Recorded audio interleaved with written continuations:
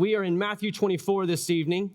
We're going to be picking up in verse 32 and making our way, God willing, all the way through chapter 25 as we look again at the Olivet Discourse. And if you are taking notes tonight, the very simple title for this study is the Olivet Discourse Part 2. The Olivet Discourse Part 2. Last week was Part 1. This week is Part 2. Hopefully there's not a Part 3, but if there is, that's okay. God's in charge, not me. And so if he stops us somewhere in the middle, hey, you know what? It's his church, not mine.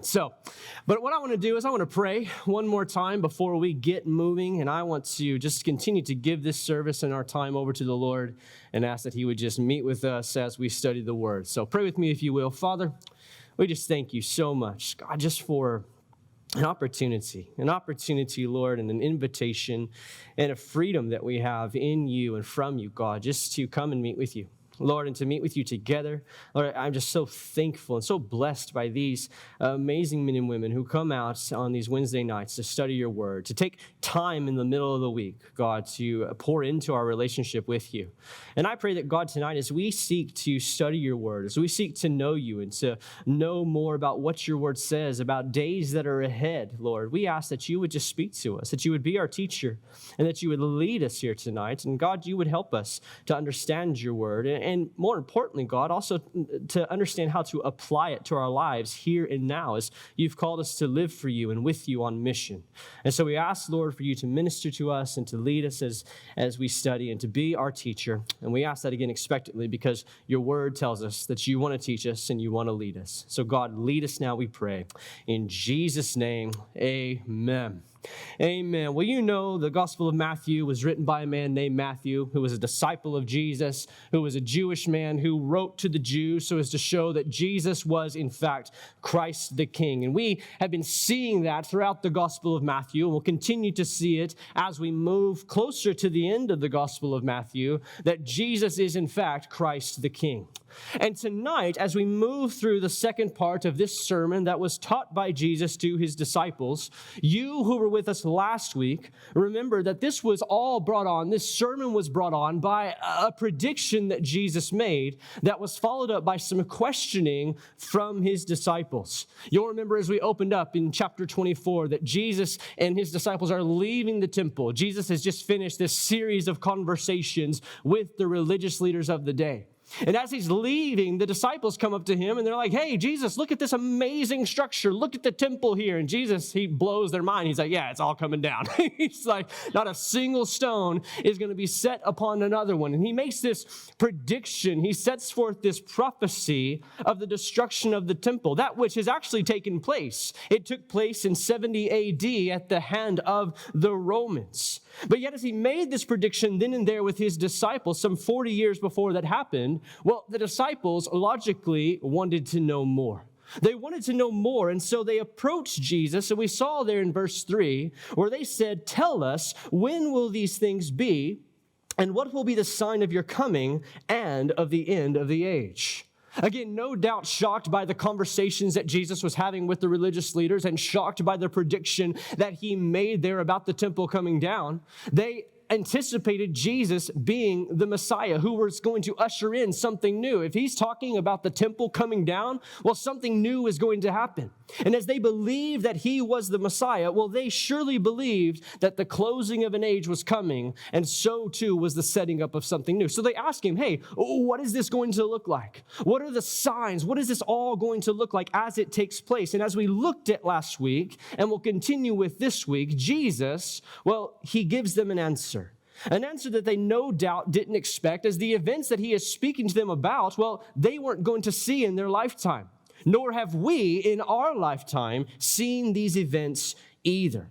Because Jesus is sharing with his disciples what the world will look like at the end of the age, events and the state of the world right before his physical return to the earth to set up his earthly kingdom.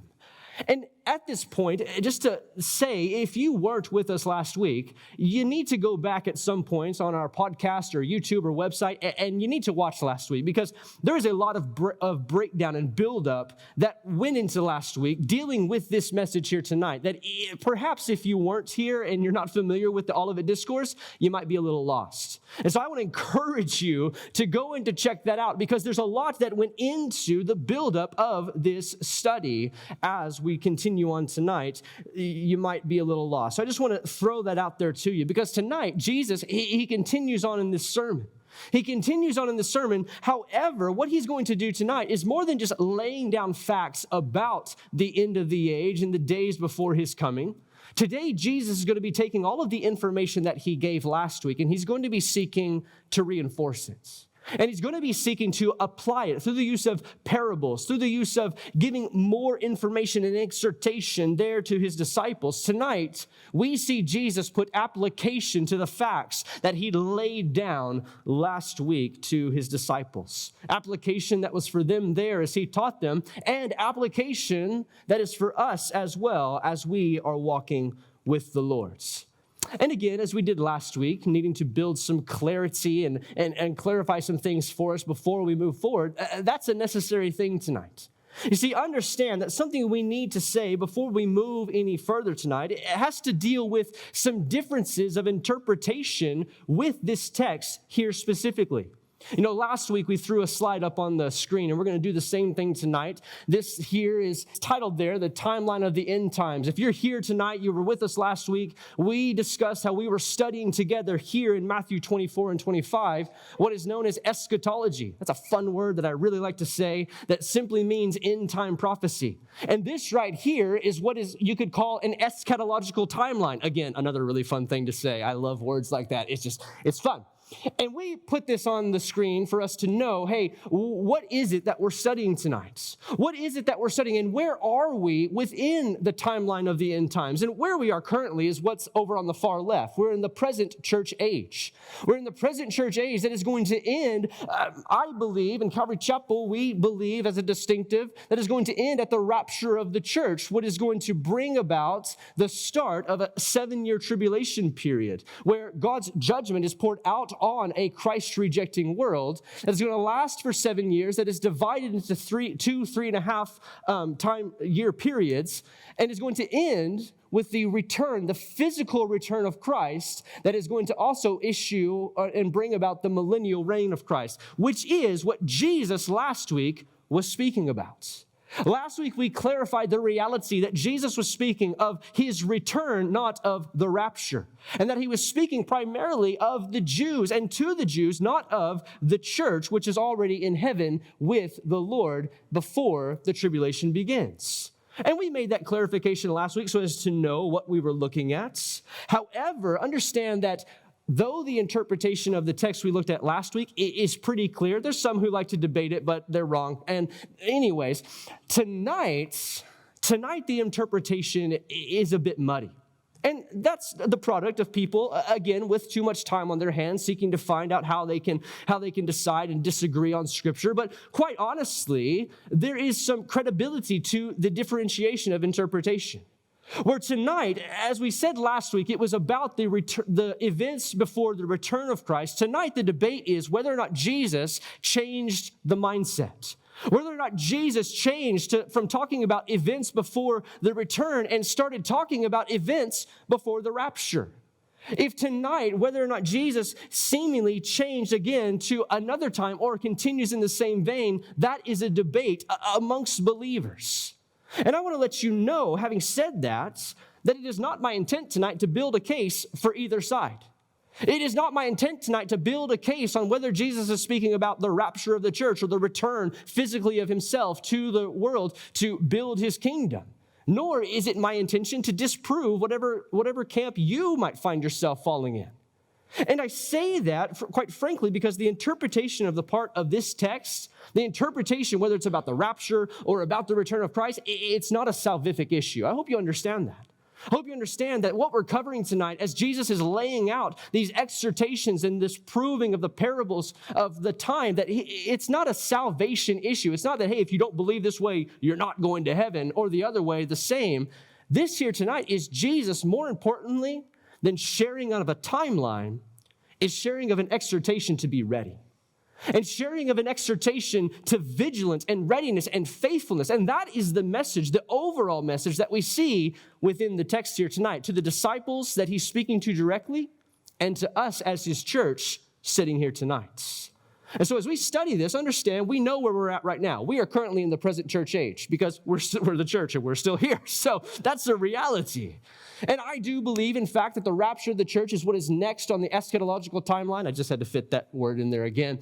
And I believe that we're going to see, as Jesus said, the great tribulation period happen before his physical return. But how we interpret tonight, how you sit and decide to interpret tonight, hey, guess what? That's between you and the Lord. It's not a salvation issue. What is an issue is what you do with it. What is an issue is how you apply the word of God that calls us to faithfulness, that calls us to vigilance, and calls us to readiness, no matter what time we find ourselves living in. So, having said that, we're going to now turn to the text, having built-in clarification that, hey, this is a hotly contested text. However, we are going to seek to see what Jesus calls us to as to be ready, and we're going to see him do that through the use of parables, as well as through some straight-up just exhortations and insight into what those days are going to look like. So, if you will, let's pick up in Matthew 24, starting in verse 32, looking at this first parable, that of the fig tree, where Jesus says, now learn this parable from the fig tree. When its branches has already become tender and puts forth leaves, well, you know that summer is near. And so you also, when you see all of these things, know that it is near. It's at the doors. And assuredly, I say to you, this generation will by no means pass away till all of these things take place. And verse 35 says, heaven and earth will pass away, but my words will by no means pass away. What we're going to notice tonight, and I really like this, is that as Jesus shares these parables, the picture and the descriptions that he paints with them, they're rather simple. And I'm very thankful for that, as Jesus gives us clear insight into what we're supposed to be doing. And Jesus here references the fig tree, and he references the fig tree's pattern there of putting out leaves at the onset of summer. And in the same way that we here in our day and age can look at trees around here and know when seasons are changing, whether leaves are falling, they turn brown, or everything around us turns yellow because of pollen that falls everywhere. You know, we know that seasons are moving and changing. So too was it the way in Jesus' day. And Jesus uses this, and he likens all of the events that he shared last week in the text and the taking the note of them as being indicative of the coming of the Son of Man, to being the same as knowing when the fig tree puts out its leaves that summer is coming, so too is it that when these events that Jesus shared, should attention be given.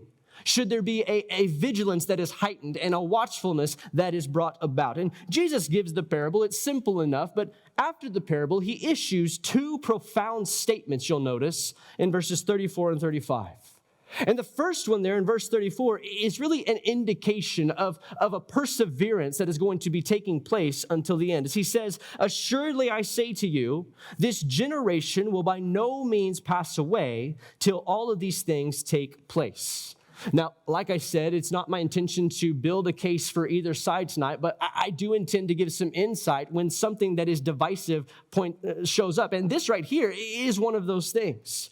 Because understand the Greek word generation there, it can mean a couple of things. It can mean a generation within a family, so like multiple generations within a family unit. It can also mean a people group, like a large race of people, you could say, or generation could mean there an undetermined amount of time. And it has left some to speculate again on when Jesus is speaking here. Well, we know that it couldn't be about the disciples because they're dead. I mean, quite honestly, there's we don't have some random of the 12 disciples out wandering around somewhere. So that generation ceased, and that obviously wasn't the thing. So it wasn't that, but some seek to say, adhering to the rapture view, that it could be a certain generation of people on the earth currently. There's a certain family unit, a certain group of people, a certain generation that span a length of time that once they pass away or what have you, that or before they pass away, that the rapture is going to take place. And I am unsure about that. Some also say, adhering to the return view, that this could be speaking specifically of the Jewish people at large. That the Jewish people as a race of people are not going to pass from this earth before Jesus returns physically to the earth, which we know in Scripture is the case. However, I have no problem telling you tonight that I don't know which one it is. I don't, and I have no qualms about telling you that. Because what I see here is that the next verse gives me more insight into what Jesus really wants to get across here. As he says there, hey, heaven and earth will pass away, but my words will by no means pass away. And I realize that as Jesus says that, I don't have to worry about what generation it is that won't pass away. Because I also know here as Jesus is speaking that I don't need to worry about that because his words about the things coming about that we read about here, hey, I can take those to the bank. What I need to be more focused on, what we, I believe, need to be more focused on, is the fact that Jesus says, hey, all of these things are coming, and that there is a vigilance and a faithfulness in the meantime that we are called to. Amen. And that we are called to that knowing that Jesus speaks to us about these things honestly, that we can bank on their occurrence coming about at some time, and that we need to act accordingly in the meantime.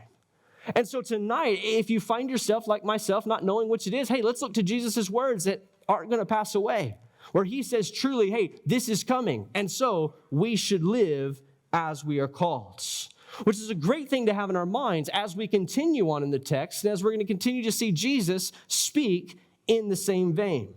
And we pick up in verse 36 now, having had the first parable out of our way, to now moving to information given by Jesus about how the time truly is not known. And he's going to, again, exhort within this informational period, this informational text with two parables. Pick with me in verse 36 as we read to the end of the chapter, where he says there, "But of that day and hour no one knows, not even the angels of heaven, but my Father only. But as the days of Noah were, well, so also will the coming of the Son of Man be. For as in the days before the flood, there were eating and drinking, marrying and giving into marriage, until the day that Noah entered the ark. And they did not know until the flood came and took them all away. Well, so also will the coming of the Son of Man be. And then 2 men will be in the field. One will be taken and the other left. 2 women will be grinding at the mill, and one will be taken and the other left. So watch therefore, for you do not know what hour your Lord is coming. But know this, that if the master of the house had known the hour that the thief would come, well, he would have watched and not allowed his house to be broken into. Therefore you also be ready, for the Son of Man is coming at an hour you do not expect. Who then is a faithful and wise servant, whom his master made ruler over his household, to give them food in due season? Blessed is that servant, whom his master, when he comes, will find so doing. Assuredly, I say to you that he will make him a ruler over all of his goods. But if that evil servant says in his heart, my master is delaying his coming, and begins to beat his fellow servants and to eat and drink with the drunkards, well, then the master of that servant will come on a day when he is not looking for him, and at an hour that he is not aware of, and will cut him in two, and appoints him his portion with the hypocrites, and there shall be weeping and gnashing of teeth." As Jesus here describes the time for his disciples, he lets them know very simply and plainly again that that day and hour no one knows. That no one knows, not even the angels, he says, in heaven, but only the Father knows. And as he says this, he then gives insight into the way that the world is going to be operating in those last days. And to do so, he looks back into the past. That as the days of Noah were, he says, so will the last days be. How in the days of Noah, as Noah was building the ark, knowing that judgment was coming, knowing that the flood was on its way, the people around him, they didn't change their life very much. And life went on, quite honestly, as it always did, where people were eating and drinking and marrying and giving into marriage, as Jesus says here. Well, life was just going along as it always had been. And no matter what view you may hold of the rapture or the tribulation being the time that Jesus is speaking of here, we know, as is represented in Scripture, that the days like they were in Noah, that's how it is now, and that's how it's going to be then. Though the days are going to be and are growing progressively darker in our life and will definitely be dark in the tribulation period, we know that, hey, over that span of 7 years, that life's going to go on. Life's going to look different, and may look different every day for us now, but yet we know that life goes on, and as such, the world around us, well, they're not looking for the coming of the Lord. They're not looking for the return of Christ. We are, and we should be, but yet the world around us will not. And Jesus says, so too will it be the case with the coming of the Son of Man. And he also there names a scenario that shows two pairs of people. They're living, again, normal life, going about their daily routine. Two men who are working in the field, two women who are grinding at the mill. And all of a sudden, one of those two pairs isn't there anymore. And understandably, this could give some credence to the idea that Jesus is now speaking about the time before the rapture and not the return of Christ. However, both quite honestly work. Because as we're going to see in just a moment, as Jesus returns, we're going to see this at the end of chapter 25. As Jesus returns, there is going to be a dividing of people. There's going to be a dividing and a judgment that comes. And it doesn't really matter, quite honestly, if someone is in this time and not looking for the Lord or in that time and not looking for the Lord. Life is going on normally, and people are going to just be going about daily life when all of a sudden there's a radical difference. There's a radical change. Again, it doesn't matter so much as to what time he is speaking of. What matters is what Jesus says in verse 42. As he says there, watch therefore, for you do not know what hour your Lord is coming. That is the salient point of all of this. The point of this is not to get hung up on the when and on the when and the what, but to get hung up on what God has said here, what Jesus is saying, that we are to watch, that vigilance is encouraged. And to hammer this point home, we see Jesus speak two parables there. Two parables. The first of the master of the house, staying vigilant for the intruder. He's like, hey, if the master of the house knew what hour that the robber was coming, well, he wouldn't have got robbed. But since he doesn't, well, he's going to get robbed. And that's just the reality of it. He says, so you too, hey, be watchful. And in the same way, he speaks of the faithful and the evil servants. There of the faithful servant, as the master goes away and entrusts this servant with stewarding his household, well, he does it well. And so too does he get rewarded as his master comes home. But the other one who says, well, my master's gone, so I'm going to eat, I'm going to drink, I'm going to beat the other servants. Well, when the master comes back, there's issues, as there should be. So too is it the reality, as we're going to see, and as we see all through Scripture, of the return of Christ. Whether it be at the rapture of the church, where the church, those who are looking faithfully for the Lord, are taken away, and all of a sudden life is vastly different for those that rejected Christ, or at the end of the age, when Jesus comes back physically, where we see that there's going to be the millennial kingdom set up, where those who come back with Christ enter in, and those who are faithful on the earth enter in as well, and the others, well, not so much. What is exhorted here is that of watchfulness, of vigilance, and of faithfulness. And Jesus, as he lets the disciples know that that is what is needed, he's about to issue two very popular, prominent parables. All of us in here know them, that make these more personal, that make this call of vigilance and faithfulness all the more personal to the reader as they are here, or to the listener and to us, the reader, as Jesus speaks them out. And so that's what we're going to see now as we turn our attention to verse 1 of chapter 25, looking here at the first parable he issues of these 10 virgins, where it says, then the kingdom of heaven shall be likened to 10 virgins who took their lamps and went out to meet the bridegroom. Now 5 of them were wise, and 5 were foolish. Those who were foolish, well, they took their lamps and took no oil with them. But the wise took oil in their vessels with their lamps. But while the bridegroom was delayed, they all slumbered and slept. And at midnight a cry was heard, behold, the bridegroom is coming, go out to meet him. And then all those virgins, well, they arose and they trimmed their lamps. And the foolish, they said to the wise, give us some of your oil, for our lamps are going out. But the wise answered, saying, no, lest there should not be enough for us and you, but go rather to those who sell and buy for yourselves. And while they went to buy, the bridegroom came. And those who were ready, well, they went with him to the wedding, and the door was shut. And afterward, the other virgins, they came also, saying, Lord, Lord, open to us. But he answered and said, assuredly, I say to you, I do not know you. Watch therefore, for you know neither the day nor the hour in which the Son of Man is coming. Again, Jesus here continues in the same vein of watchfulness, using the example of a Jewish wedding to paint the picture. And we've discussed before the differences in wedding culture of the Jews in Jesus' day and ours, how there are some significant differences.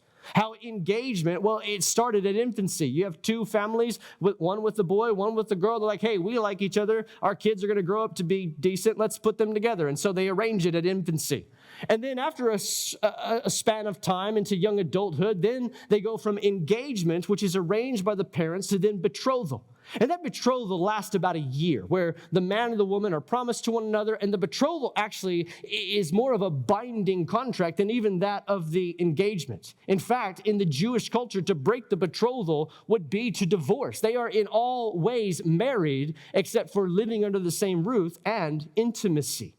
And after about a year, well, then comes the wedding day. The wedding day, which is sparked on by the bridegroom going and calling for his bride, and then them entering together into about a 7-day wedding feast. It's an amazing thing to study. It's really cool. And this one little part here that's highlighted within these 10 virgins here is another cool aspect of that.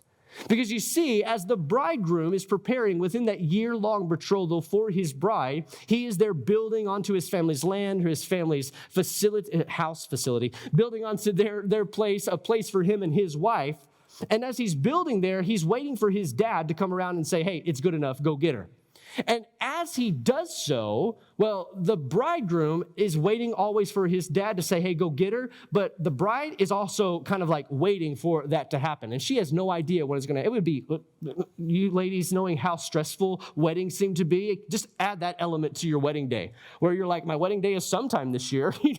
My bridegroom's going to show up and say, hey, it's time. I'm like, okay, it's time to go. So she had to be watchful, but also too, the bridesmaids had to be watchful. And this is really neat because the bridesmaids, well, they would accompany the bridegroom to go and get the bride to take her to the wedding feast. And oftentimes it would happen at dusk or at nighttime. And so the lamps here was a cultural norm. They would understand this picture. And as Jesus here shares of this reality, he highlights here this custom, and he shares of how as the bridegroom comes out and says, hey, it's time for the wedding, it's time for the feast. As he sets up this scene, he takes the 10 maidens, these 10 virgins, and he splits them in half, some that are wise and some that are foolish. The ones that are wise, well, they bring their lanterns as they should, and they also bring oil along with them to burn in the lanterns and to burn for a good long time. The foolish ones, however, well, they bring their lanterns, perhaps with some oil in them, but no extra. And as they're waiting there for the bridegroom to come, they're anticipating him coming to call. Well, at midnight, it says a voice comes out and said, hey, let's go. And it says that the wise ones, well, they wake up and they tend to their lamps, they light them, and they're ready to go. And as the bridegroom comes, they're ready. But the foolish ones, well, they're stuck on empty. And they're stuck there asking the wise ones, hey, give me some of your oil. To which the wise ones are like, no, because then I won't have enough. I mean, I don't know how long this journey is or whatnot, but hey, you need to go get your own oil. I've got mine. I'm going with the bridegroom. And as Jesus shares this, understand that it is, again, not the timing in which this is happening, the interpretation of the timing. It could go either way, quite honestly. That is not what matters. What matters here is that Jesus is, again, calling to vigilance. And he's calling to vigilance in a way that is more personal than he has thus far. Because what is seen here is this idea of the maidens they're having, the virgins they're having, their lamps with their oil, meaning that, hey, they're ready to go. They are ready. And the foolish ones next to them, well, they obviously are not ready, but yet in the moment of the call, they seek to say, hey, let me have some of yours. Hey, let me have some of what you have so that I can go with you. And that doesn't fly. That doesn't work. And Jesus here is pointing to the reality that, hey, a readiness for the return, a readiness to meet the Lord, a readiness for whatever it is that day is going to look like, hey, that is a personal thing. That is a personal readiness that each person needs to have, which speaks so clearly and really honestly to us about how our relationship with the Lord, well, it is a personal thing.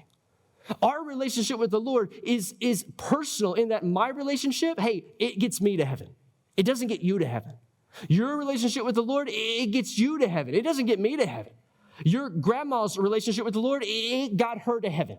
it's not going to get you there, even if she drug you to church sometime. Your parents' relationship with the Lord, it's not going to get you to heaven, even though they bring you or brought you or were a part of the church. You darkening the door of the church, it is a relationship that is personal and chosen by us to and for the Lord. That is what gets us in with the Lord. That is what makes us ready.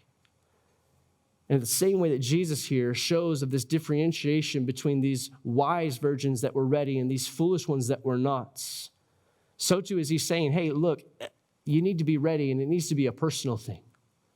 He turns this readiness and this vigilance over to the disciples to say, hey, look, to be ready is to be right with the Lord personally.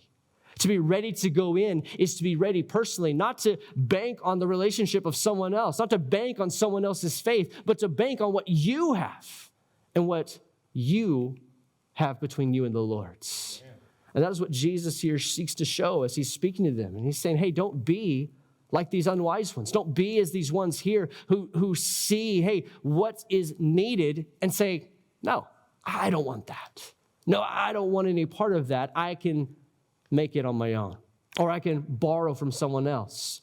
No matter what day it is, whether the rapture comes or whether it be the return, the physical return of Christ, someone else's faith isn't going to be what gets you caught up or gets you ushered in. It's not going to be that.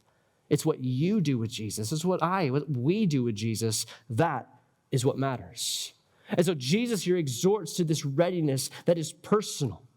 But then he also, moving on in the text, as he goes from these 10 virgins to now these servants' talents, is he moves not just from a readiness and a vigilance that is personal, but also to a faithfulness that is personal as well. Pick with me there in verse 14, where he says, for the kingdom of heaven is like a man traveling to a far country, who called his own servants and delivered his goods to them. And to one he gave 5 talents, to another 2, and to another 1, to each according to his own ability. And immediately he went on a journey, and then he had received the 5 talents. Well, he went and traded them and made another 5 talents. And likewise, he who had received 2, he gained 2 more. But he who had received 1 went and dug in the ground and hid his Lord's money. And after a long time, the Lord of those servants came and settled accounts with them. And so he who had received 5 talents came and brought the 5 other talents, saying, Lord, you delivered to me 5 talents. Look, I have gained 5 more talents besides them. And his Lord said to him, well done, good and faithful servant. You are faithful over a few things. I will make you ruler over many things. Enter into the joy of your Lord. He also, who had received 2 talents, came and said, Lord, you delivered to me 2 talents. Look, I have gained 2 more talents beside them. And his Lord said to him, well done, good and faithful servant. You have been faithful over a few things. I will make you ruler over many things. Enter into the joy of your Lords. And then he who had received 1 talent came and said, Lord, I knew you to be a hard man, reaping where you have not sown and gathering where you have not scattered seed. And I was afraid, and I went and I hid your talent in the ground. Look, there you have what is yours. But his Lord answered and said to him, you wicked and lazy servant, you knew that I reap where I have not sown and gather where I have not scattered seed. So you ought to have deposited my money with the bankers, and at my coming I would have received back with my own in interest. So take the talent from him and give it to the one who has 10 talents. For to everyone who has, more will be given, and he will have abundance. But from him who does not have, even what he has will be taken away. And cast the unprofitable servant into outer darkness, where there will be weeping and gnashing of teeth. Here Jesus shares another parable to show the picture of time that passes between the time of his sharing and the end of the age. That there is a significant time. I mean, time is 2,000 years have passed already, and there's still time, as we know it, to go on. And here he shares this parable here, this parable of a need of faithful servants of service in that time that is, again, personal to the individual. And he shares about a man. It's simple to see. There's a man, he goes off and he leaves his affairs into the hand of his servants. To one, he gives there 5. To another, he gives 2. And to another one, he gives 1. And this is not unfamiliar to us. And as he comes back, we see that he calls his servants to him to give an account of what they did while he was gone. And to the one that he gave 5, he shows up. He's like, hey, look, I made 5 more out of your 5. He's like, hey, awesome, thank you. He puts it in his account. He says, enter in, good and faithful servant. To the one who had 2, he said, hey, look, I brought 2 more. He's like, awesome, good job. And then he ushers him in there with the guy who has 10 now. And the one who has 1 shows up. and says, hey, I know who you are. I knew that you were hard. I was kind of afraid of what you were going to do if I didn't do a good job. So I just hid it. I just suppressed it. I put it away. Here's your thing back. I kept it safe for you. And he's like, that's not going to fly. And it says there that he points out, he says, you wicked and lazy servants. And what is seen here, understand, and there's so much application that you can take from this parable. It's so fun to pick this one apart, and maybe we will one day. We're not going to tonight, but there's so many things that you can take here. That of how the Lord indeed gives talents to people, and he gives to each person differently than he does to others. All of account of who the Lord knows that they are and what they are capable of and how he wants to empower them and help them. It's amazing to see what the Lord does. But what we see here tonight is not so much the talents that he there gives and how he gives some more and some many and things like that. That's not the salient point of Jesus' sermon here. The point here is that as Jesus here says, hey, there's time before the coming. As there is time that is passing, that is going to pass, hey, the point here is that as Jesus has us waiting for that time, he doesn't want to have us waiting dormant. He doesn't want us to be waiting in a way that is stagnant, but in a way that is active. And understand that this activity that we are called to work in, it is not a works-based type of activity where at the end of it, had the guy who was given 5 didn't produce 10, let's say he only got 7, well, sorry, buddy, you didn't double it. Well, it's not the number that matters. It's not the service that matters. It's the heart that drives that service that matters. Because you see, the Lord here, he looked at the one who took 5 and made 10. He said, hey, you were faithful. You were faithful because you knew me. You knew that I desired for you to be faithful, and you worked it out. And here's the production. That's amazing. The same with the 2, but with the one who had 1, who hid it away, he's like, you're lazy. You're lazy in that you didn't see this relationship. You didn't see this move as serious. And so all you did is you just put that away. It shows an indifference that this man had, this indifference that was not in line with the Lord's heart. And so what we see here is that the 2 who were faithful, they were faithful in the time that they were given to pour into what they were given, to pour into a relationship that produced fruit from it, where the lazy, the indifferent one did not, showing that he didn't belong to him, that he wasn't truly surrendered to him. And so what Jesus is seeking to show here is that, hey, look, the vigilance, the belonging to, that is personal, as is the faithfulness within that.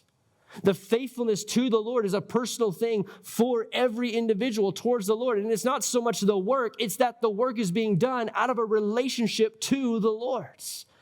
And Jesus here seeks to show that, to make it personal, to say, look, hey, in the same way that these servants were each entrusted with various things, so too is the Lord doing that in this time. And is the Lord going to do that in that time?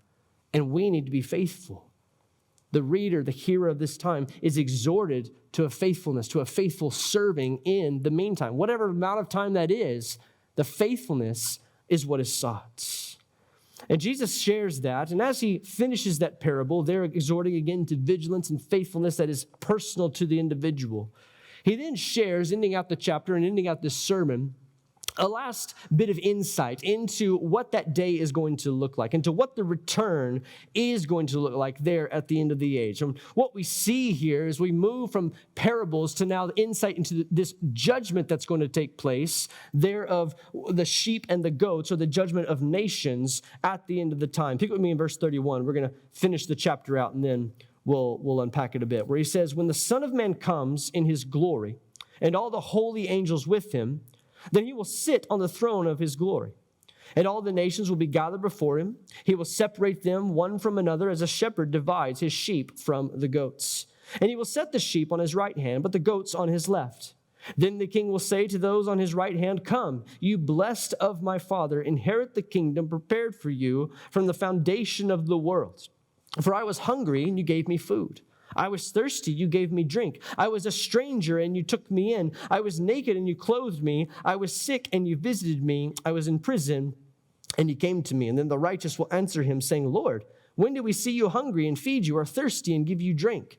When did we see you a stranger and take you in, or naked and clothe you? Or when did we see you sick or in prison and come to you? And the king will answer and say to them, assuredly I say to you, inasmuch as you did it to the one of the least of these, my brethren, well, you did it to me. And he will also say to those on the left hand, depart from me, you cursed, into the everlasting fire prepared for the devil and his angels. For I was hungry, and you gave me no food. I was thirsty, you gave me no drink. And I was a stranger, and you did not take me in, naked, and you did not clothe me, sick and in prison, and you did not visit me. And then they will also answer him, saying, Lord, when did we see you hungry or thirsty or a stranger or naked or sick or in prison, and did not minister to you? And he will answer them, saying, assuredly, I say to you, inasmuch as you did not do it to one of the least of these, you did not do it to me. And these will go away into everlasting punishments, but the righteous into eternal life. Again, this last section, it's not a parable, but it's actually Jesus giving more insight into the events of his return back to earth, which, if there's any confusion or discrepancy between the text up to this point, I can say with full assuredness that this part right here is dealing with Jesus' physical return.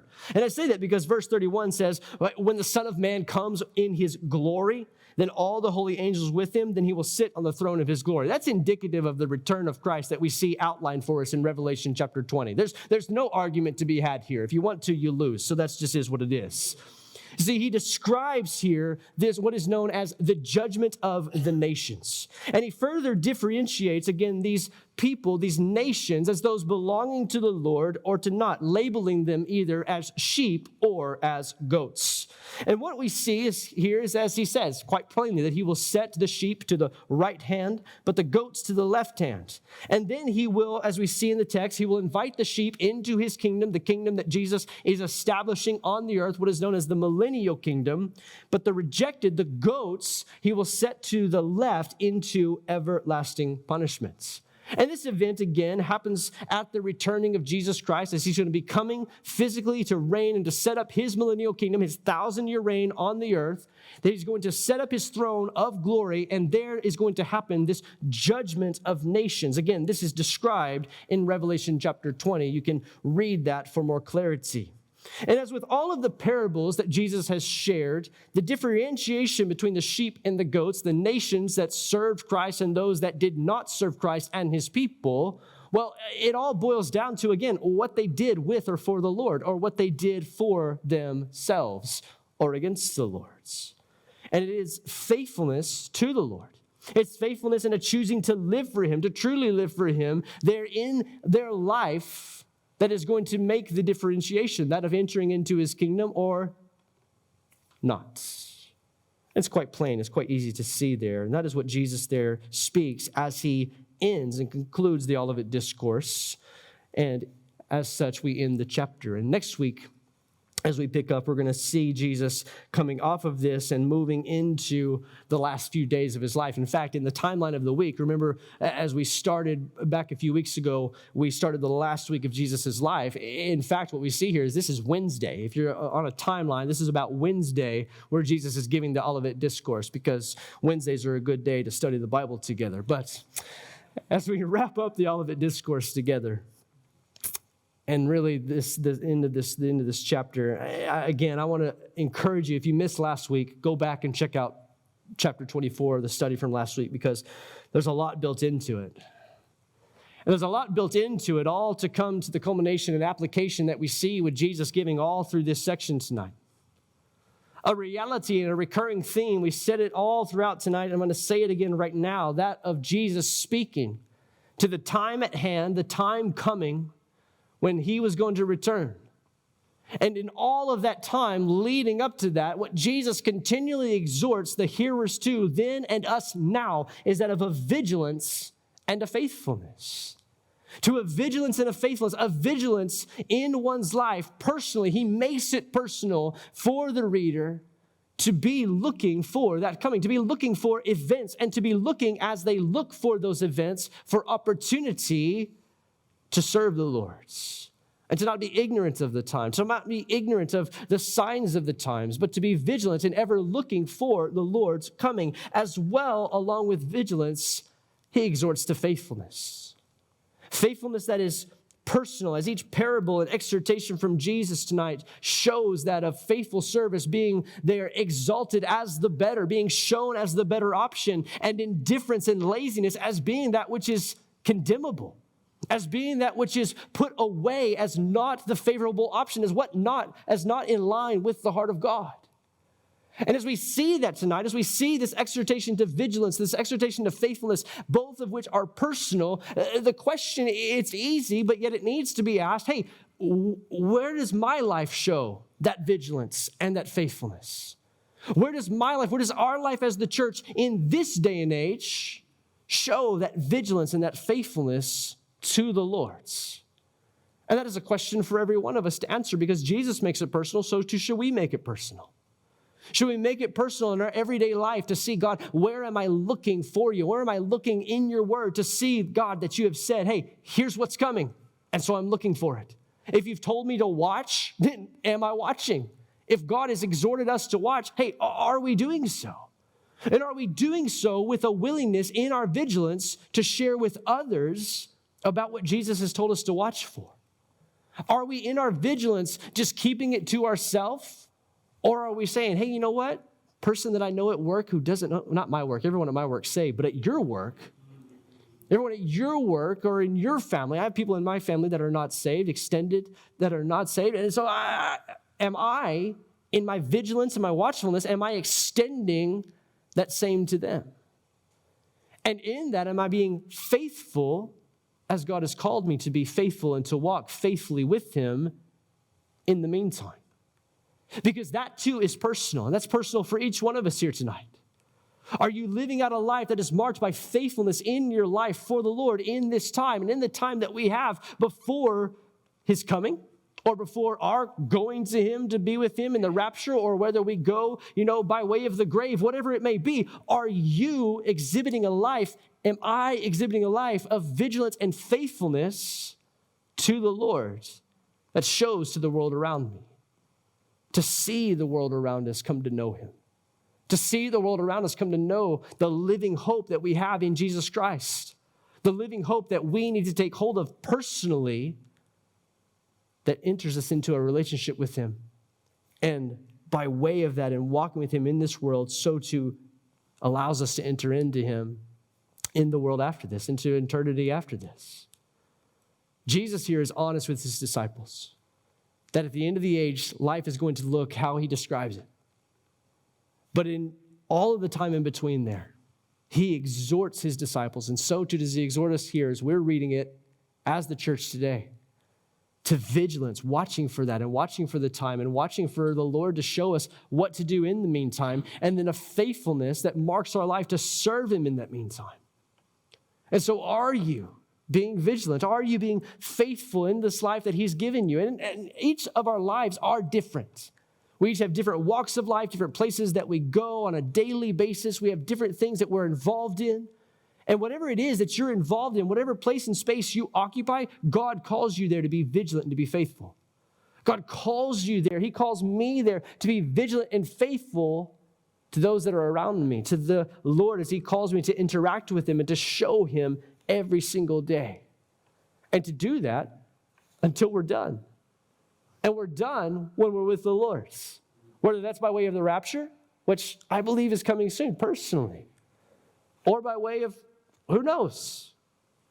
But we're not done until we're with the Lord. We are called to a position of vigilance and watchfulness and a position of faithfulness, not laziness and indifference. And so does your life represent that? Does your life model that, church? And what I love about Wednesday nights is, looking at the room, it's a small enough group where I know where most of us are with the Lord. Most of us are walking in a relationship with the Lord. Praise the Lord for that. That's awesome that we're here and we know the Lord together. So does your life, Christian, represent a watchfulness and a faithfulness to the Lord? Does it? And does that show out in your family life? Does it show out in your work? Does it show out in your social life and everything that you do? If it doesn't, well, hey, guess what? The Lord is there faithful to show you how to do so. As the same way that we see here, the master give his servants the talents and give them the tasks as he goes his way, so too do we have a master who has said, hey, here's how I want you to walk. Here's how I want you to live. And give us the marching orders and show us what to do. Are you going to be faithful? Are we going to be faithful with that? Or are we going to be lazy and indifferent? It's personal. But also that personal call to vigilance and faithfulness, it affects the whole, doesn't it?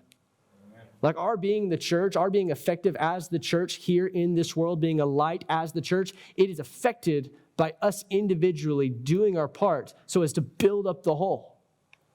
And so understand that as Jesus here exhorts us to faithfulness and exhorts us to vigilance personally, that, hey, our personal vigilance, our personal faithfulness, it bleeds into our effectiveness as a church here in Paris, Texas, for us immediately.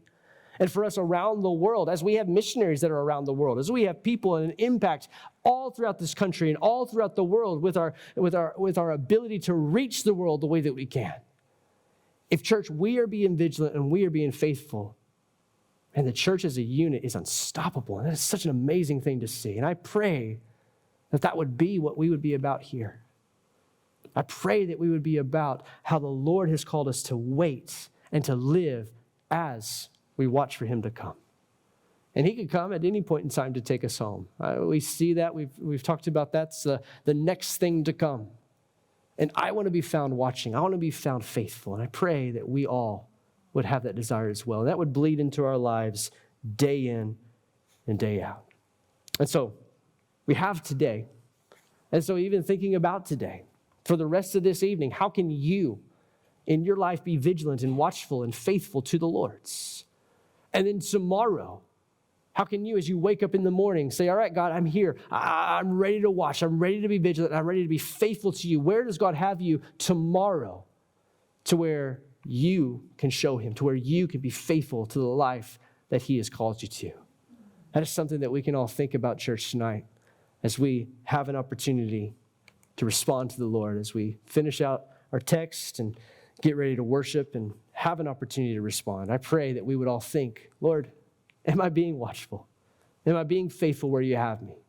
How can I do that tonight on the ride home? How can I do that tonight at my home? And how can I do that tomorrow?